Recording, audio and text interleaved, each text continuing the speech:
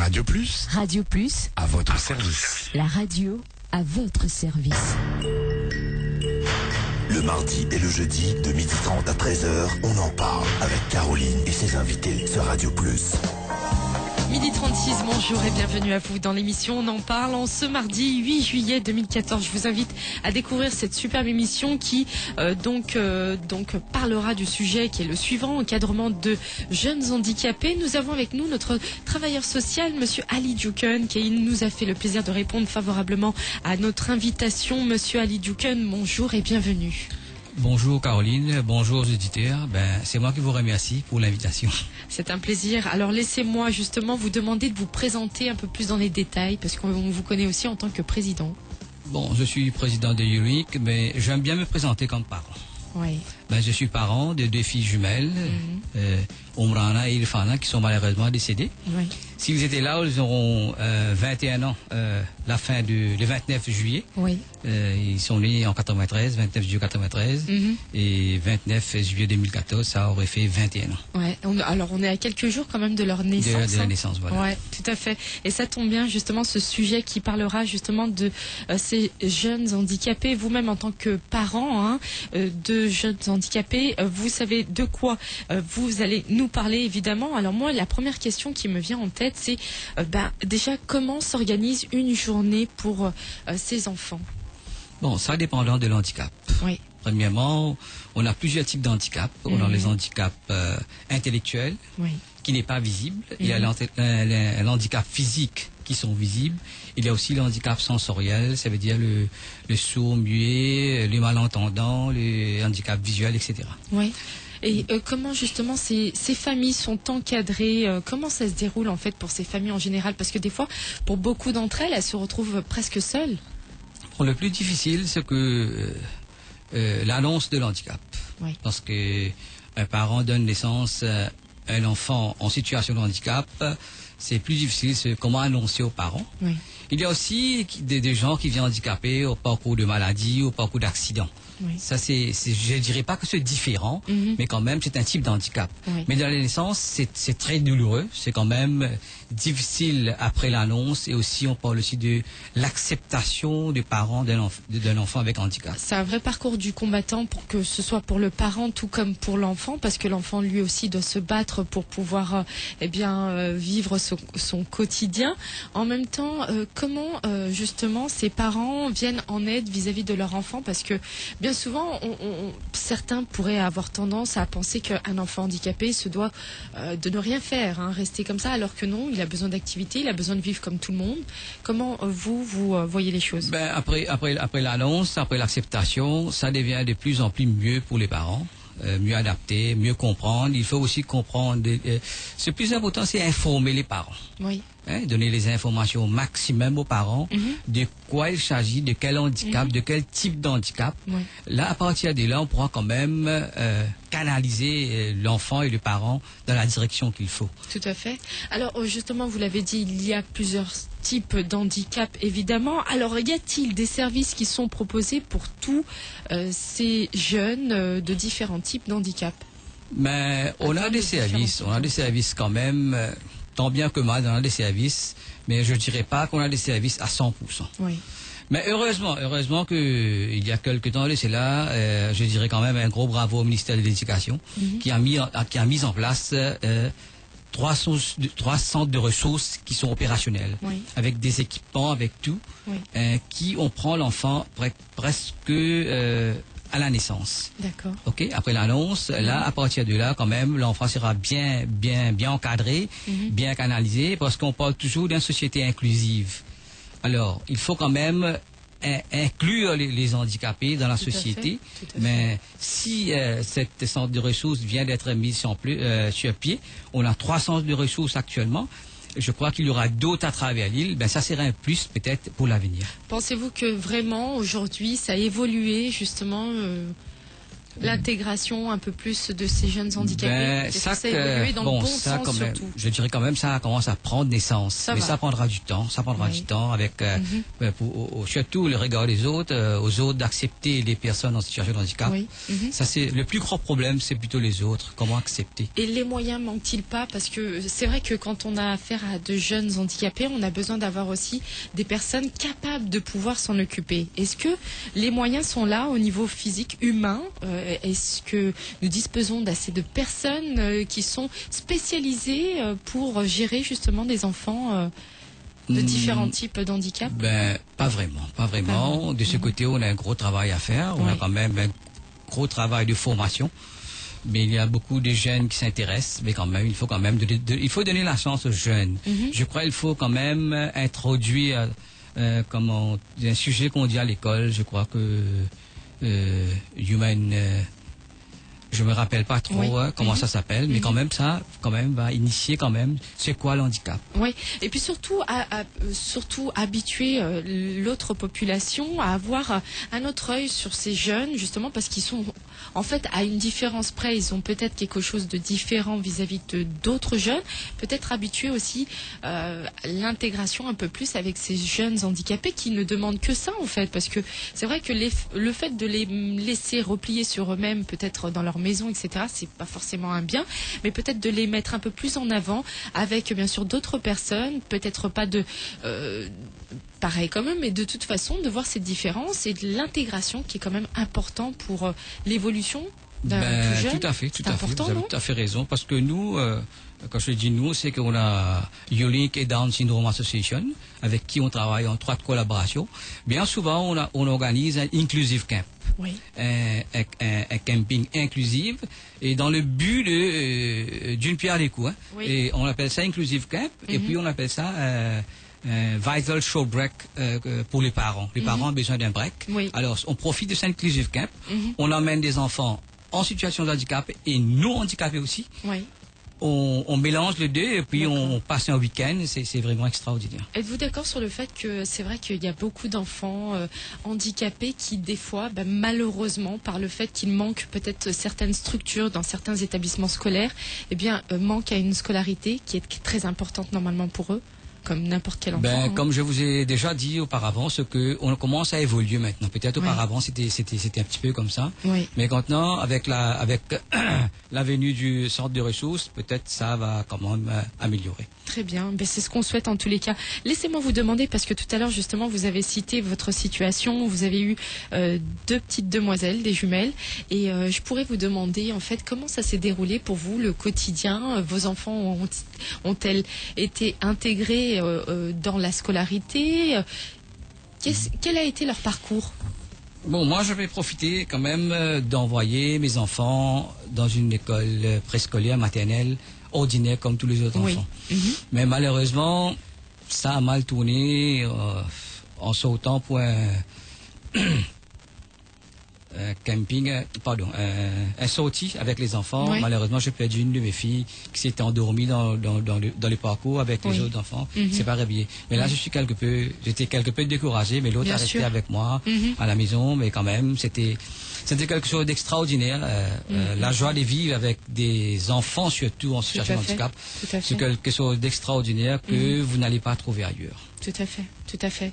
Alors, il y a bien sûr une complicité que vous agrandissez au quotidien, j'imagine. Il y a un peu plus d'attention que vous accordez auprès de ces enfants et qui demandent beaucoup d'attention, évidemment, beaucoup d'amour, etc. Quels sont les conseils que vous pourriez donner à tout parent qui aujourd'hui continue à se battre pour faire vivre leur enfant dans de bonnes conditions, dans des conditions les plus normales que possible?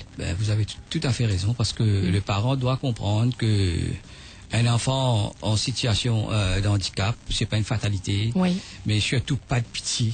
Je déteste de pitié, mais beaucoup d'amour. Avec cet amour, quand même, on pourra grandir l'enfant d'une façon vraiment. Je dirais quand même que vivre sans les enfants, c'est encore plus dur. Ça c'est clair. Alors on dit souvent que les enfants font la joie de la maison, hein, et s'il n'y a pas d'enfants, il n'y a plus de joie dans cette maison, hein, évidemment. Mais c'est doublement avec les enfants en situation de handicap, croyez-moi. Oui. Alors écoutez, en même temps c'est un message d'encouragement auprès de tous ces parents parce que comme vous l'avez dit, n'ayez pas de pitié, c'est sûr, vis-à-vis de ces enfants. Après tout, eux-mêmes ne voudraient pas ce regard-là vis-à-vis d'eux. Hein. Ils voudraient qu'on ait un autre regard vis-à-vis d'eux afin de les encourager justement. C'est un gros travail de sensibilisation qu'il fallait faire. Ça. Public sensitization. Il faut quand même faire ça beaucoup au sein de du public. Mais aujourd'hui, heureusement, on a quand même des bâtiments quand même accessibles, de shopping centers, tout ça. Je vois beaucoup de gens en fauteuil roulant, tout ça. Mais on a toujours le symbole de fauteuil roulant avec le handicap. C'est qu'il n'est pas vraiment... c'est pas vrai quand même. Il y a différents types de handicap, comme je vous ai dit. Alors, monsieur Ali Duken, je ne sais pas si vous serez d'accord avec moi, mais j'ai l'impression que finalement, ces personnes ne sont pas si handicapées que ça. Finalement, c'est nous-mêmes qui les rendons handicapés. Pourquoi ? Parce que par le manque de facilité qu'on pourrait leur proposer. Vous parlez de personnes en fauteuil roulant. C'est vrai que bien souvent, les transports en commun, en général, c'est vrai que pour ces personnes-là, c'est difficile d'avoir accès. Mais justement, il y a peut-être aussi ce manque de facilité, leur vie, tout simplement. Ils sont peut-être pas si handicapés. Ça, eux de leur côté, ils ont envie de vivre. Il faut leur donner la chance quand même d'être de plus en plus indépendants. Oui, c'est ça. Et je pense qu'ils sont tous, pour beaucoup d'entre eux, à la recherche. Moi, je connais des personnes en situation de handicap qui conduisent les voitures et qui travaillent, qui sont mariés, qui ont une ménage, qui ont des enfants. Tout à fait. Et la vie, c'est normal pour les personnes en situation d'handicap. Mais quand même, il faut quand même créer cet environnement, donner la chance quand même. Il faut quand même, comme c'était le slogan du dernier journée mondiale des handicapés, breaking of barriers. Il faut quand même briser ces barrières. Tout à fait, tout à fait. Et puis voilà, les possibilités sont là, les moyens peut-être pas forcément, mais si vraiment toute une population se manifeste et puis réagissent au plus vite pour mettre tous les moyens au point pour pouvoir faire évoluer les choses, pourquoi pas pour une évolution bien plus favorable qu'encore aujourd'hui. Et on a toujours cette tendance de parler le peuple admirable, mais je crois que le peuple mauricien quand même a un gros travail à faire dans ce domaine. Oui, tout à fait. Alors moi je vais inviter justement nos auditeurs à nous appeler sur les 2 numéros de téléphone de Radio Plus, le 208 49 99, le 208 59 99. Si vous avez des questions à nous poser, posez vos questions auprès de monsieur Ali Duken, justement, qui est avec nous pour vous donner quelques petits conseils qui pourront vous servir. Laissez-moi vous demander, monsieur Ali Duken, justement, quelles sont les procédures pour un parent pour pouvoir subvenir à des associations, pour pouvoir justement s'acquérir de l'aide d'une association. Comment procède-t-on ? Bon, chaque association a ses critères. Ça dépend de l'association, dépend de l'handicap. Mais quand même, je crois que c'est mieux d'aller au ministère de la Sécurité sociale, le Parent Ministry, et là, quand même, vous aurez toutes les informations requises là-bas. Et avec les associations existantes, peut-être il pourra vous canaliser là où il faut. D'accord, ok, très bien. Il y a aussi, comme je vous l'ai déjà dit auparavant, que avec la venue des centres de ressources au ministère de l'Éducation, c'est quelque chose de très, très intéressant. Oui. Très, très valable. D'accord. Et à la portée de tous, facile pour... oui, dépendant d'âge. Oui. D'accord. Mais il est bon de savoir tout ça. Alors, monsieur Ali Duken, on va marquer une courte pause musicale et puis juste après, on se retrouve pour la suite de cette émission. On en parle. 30 minutes pour en parler. Vivez pleinement la Coupe du Monde sur Radio Plus. Radio Plus. La pub.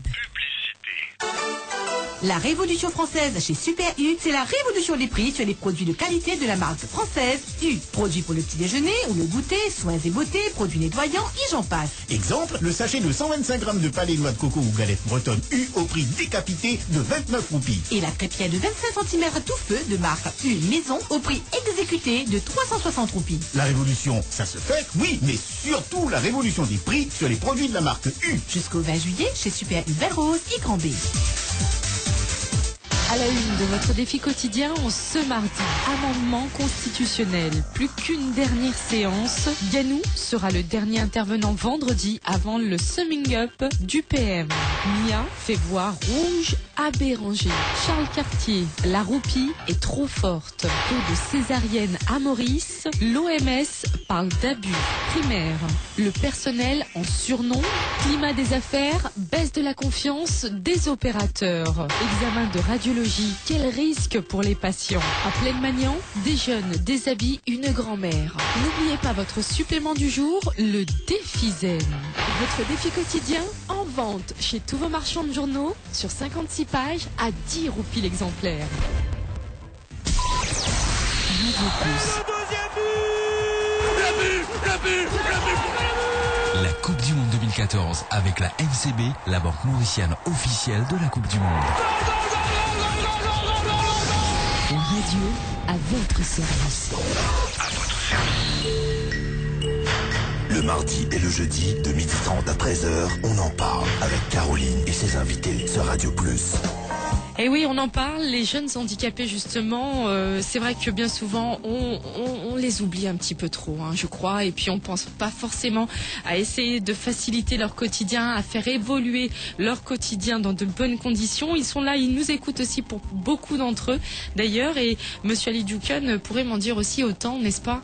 Bon, à la devant de Caroline, moi, pour causer un petit peu créole. Allez, nous cause Okay. créole. Hein. Bon, et mais ça, c'est qui tout handicapé, il faut pas se décourager. Oui. C'est qui c'est un droit de vivre pareil comme tout le monde. Bien sûr. Sauf bien créer l'encadrement, bien créer une structure, bien l'environnement qui bien pour capable, vous êtes capable d'évoluer, vous êtes capable de vivre la vie normale sans aucun problème. Tout à fait. Chaque chose en son temps. En même temps, c'est vrai que dans la vie, on est tous prêts pour... et enfin, il faut l'être, hein, de toute façon, pour affronter nos obstacles, parce qu'ils sont là, les obstacles de toute façon, et quoi qu'il arrive, il faut les surmonter. D'ailleurs, Maman Diao, avec force et dans courage. le dernier thème du Journée mondiale des handicapés, c'est The Breaking of Barriers. Ouais. Hein? Ouais. Alors, ces barrières-là, c'est qui nous tous ensemble pour bien briser. Oui, oui. Ah, si c'est un handicapé tout seul. Et pour moi, le plus important, c'est que les autres qui bien connaissent, disons, un chauffeur bis, un contrôleur bis, bien connaît comment pour pouvoir cueillir Bien sûr. un fauteuil roulant, Bien sûr. avec une canne blanche, ou whatever sur le handicap. Oui. Un chauffeur de taxi, n'importe quoi de ça, une place que je suis allé, bien capable d'accueillir les autres. Bien sûr. Un bon accueil. Oui, évidemment, évidemment. Mais tout Alors, ça pour changer ma mentalité. ouais, Mais le regard. il faut prendre les temps, comme on dit, mais faut penser que chacun est dans son rôle à jouer. Chacun est bien capable d'assumer ses responsabilités. Et l'exemple vient d'en haut. Alors le message que vous pourriez adresser justement à toutes les autorités qui nous écoutent, les ONG également, quel est donc le message que vous pourriez leur lancer? Il y a trop beaucoup de messages pour pas C'est zut. vrai, Il y a c'est trop vrai. beaucoup de messages pour pas zut. Mais il y a des autres qui sont bien conscients, qui, quand ils peuvent faire un travail, ils prennent une responsabilité. Et Aller au bout aussi de ces projets. faire bien. Aller jusqu'au bout, comment dire. Ouais. Mais il y a une affaire qui nous échappe parce que protection des enfants handicapés. Parce que tu peux trouver de jour en jour abus sexuels aux enfants handicapés, Oui. puis arriver un peu trop. Oui. Alors ça, il y a un gros travail à faire. Ça aussi, chacun est bien capable d'assumer ses responsabilités. Oui, tout à fait. Et pas payer pour dénoncer, Non. payer pour couvrir la personne, quand il y a un cas, bien. Eh bien, écoutez, le message a été lancé, j'espère entendu par eh bien les Mauriciens. En même temps, écoutez, Monsieur Ali Djoukun, je vais vous remercier parce qu'on arrive déjà à la fin de cette émission. On en parle donc, on parlait justement des jeunes handicapés. Je vous dis un grand merci. Je vous souhaite une bonne continuation en fait dans tout ce que vous allez faire dans les jours à venir. En même temps, c'est vrai que vous êtes président, vous avez vous êtes dirigé dans de nombreuses associations. Récemment, vous avez dit donc que vous êtes rentré dans une autre Je suis association. au Breast Cancer Care. D'accord. Que Ok. je viens d'être membre il y a quelques temps, je suis là. D'accord. Mais Mais c'est moi qui vous remercie, Caroline. Et vous êtes un bel exemple en tant que papa. Vous vous battez encore aujourd'hui. Merci. Mais il faut avoir du courage. Il faut jamais se décourager. Mais quand même, c'est mon combat. C'est votre combat. J'imagine pour vos 2 filles. J'ai envie de dire un message bien faux. Oui. Lorsqu'il s'agit des droits des handicapés, à l'Éducan, pas famille, pas camarade avec personne. Tout à fait. Les droits des handicapés, pour moi, c'est sacré. Oui, ben écoutez, on termine sur de très belles paroles. Monsieur Ali Douken, merci beaucoup. Je vous souhaite de passer une belle journée. Comme je vous l'ai dit, je vous souhaite une bonne continuation. On se dit à très très bientôt pour une prochaine émission. Bye bye à tous. On en parle. 30 minutes.